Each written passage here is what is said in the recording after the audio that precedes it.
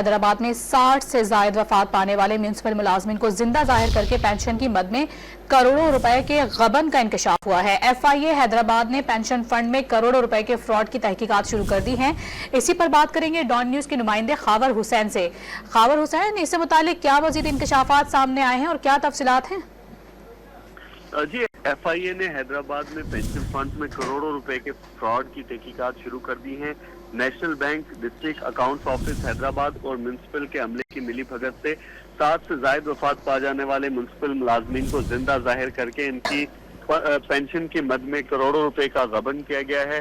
National bank Hyderabad municipal branch کے operation manager کی شکایت پر اسی برانچ کے مینیجر، میونسپل عملے اور ضلعی خزانہ آفس کے ملازمین کے خلاف کارروائی شروع کی گئی ہے۔ ایف آئی اے نے ڈسٹرکٹ اکاؤنٹس آفس حیدرآباد سے جنوری 2021 سے اگست 2024 تک کا پینشن فنڈز کا ریکارڈ اور پینشن سیکشن سے تعینات رہنے والے افسران کی تفصیلات طلب کر لی ہیں۔ نیشنل بینک نے معاملے کی محکمہ جاتی انکوائری بھی شروع کر دی ہے، جبکہ حیدرآباد ڈسٹرکٹ آفس نے تحقیقات شروع کر دی گئی ہے۔ آپ اپڈیٹ کریں تو شکریہ آپ کا۔